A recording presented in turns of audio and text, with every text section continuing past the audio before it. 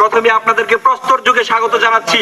বিএনপির মাধ্যমে যে প্রস্তর বাংলাদেশে আবার ফিরে এসেছে সেই প্রাচীন যুগের এর তীব্র নিন্দা ও প্রতিবাদ জানাচ্ছি।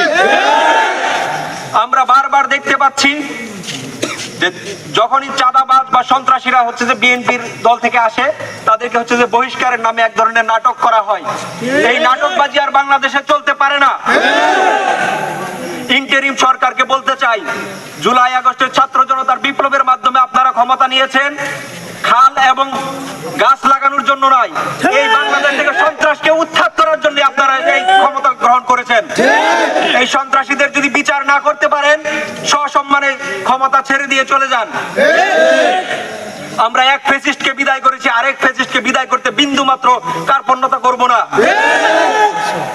অতি দ্রুত এর বিচার যদি নিশ্চিত না হয় তাহলে আপনাদের বিরুদ্ধে লং মার্চ ঘোষণা করতে আমরা বাধ্য হব। এই বলে আমি আমার সংক্ষিপ্ত বক্তব্য শেষ করি। আপনারা জানেন এই ইন্টারিম সরকার গত এক বছর আগে হওয়ার পর থেকে আমরা দেখতেছি কিছু চাঁদাবাজ এবং সন্ত্রাসী এখনো তাদের উৎপাত। প্রিয় ভাইয়েরা, আমরা দেখতেছি এই সন্ত্রাস এবং চাঁদাবাজীদের কারণে, চাঁদাবাজীদের দাপটের কারণে আজকে বাংলাদেশ অস্থিতিশীল হয়ে পড়েছে। আমরা আরো দেখতে পাচ্ছি যে বিভিন্ন দল থেকে এই চাঁদাবাজদের নাটকের বিভিন্ন বহিষ্কারের নামে নাটক করা হচ্ছে। এই ধরনের নাটকবাদী আর আমরা বাংলাদেশের মানুষ মেনে নেব না। আমরা এর দৃষ্টান্তমূলক শাস্তি চাই, মূলক হত্যার বিচার চাই। এই বিচার অবশ্যই করতেই হবে। এই বিচার না করে ইন্টারিমকে ক্ষমতায় ছেড়ে দিতে হবে প্রয়োজনে। ইন্টারিমকে অবশ্যই দর্শন, এই হত্যাকাণ্ডের এবং এই চাঁদাবাজি সকল অন্যায় অপরাধের বিচার করতেই হবে। প্রিয় ভাইয়েরা, আমরা বলে দিতে চাই যে এই জুলাইয়ের সৈনিকরা এখনো জীবিত আছে, এখনো মারা যায়নি। যতদিন পর্যন্ত এই ময়দানে জুলাইয়ের সৈনিকরা রয়ে গেছে ততদিন পর্যন্ত কোনো অন্যায় মেনে নেওয়া হবে না।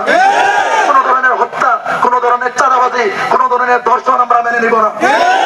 আমরা এই নজরুলের মাটি থেকে বলে দিতে চাই যে নজরুলের বিদ্রোহী চেতনাকে ধারণ করে আমরা এই সকল ধরনের অন্যায় কোন অত্যাচারের বিরুদ্ধে সবসময় সোচ্চার আছি এবং সবসময় সোচ্চার থাকবো। এবং আবার বলে দিতে চাই যে এই বহিষ্কারের নামে এই নাটকবাজি, এই চাঁদাবাজি জনগণ মানবে না। অবশ্যই প্রত্যেকটা দলের পক্ষ থেকে তাদেরকে বিচারের আওতায় নিয়ে আসতে হবে। বিচার নিশ্চিতের জন্য সর্বোচ্চ ভূমিকা রাখতে হবে।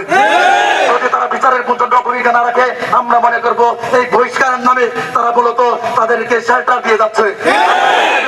বিভিন্ন সময় যে সকল লোকজনদেরকে তারা বহিষ্কার করেছে, পরবর্তীতে পর্দার আড়ালে, মিডিয়ার আড়ালে তাদেরকে আবার পৃষ্ঠপোষকতা করেছে। নাটকবাজি আর আমরা সহ্য করবো না। ভাইয়েরা, আমরা আবার বলতে চাই যত ধরনের অন্যায় আছে, যত অনাচার আছে, সকল অনাচারের বিচার এই বাংলায় হতেই হবে। যদি অন্যায় অনাচারের বিচার না হয় এই বাংলার ছাত্র জনতা জুলাইয়ের মতো, জুলাই আগস্টের বিপ্লবের মতো আবার থেকে উঠবে, আবার রাজপথে নামবে, আবার রক্ত হইবে। আমি আমার সংক্ষিপ্ত কথা এখানে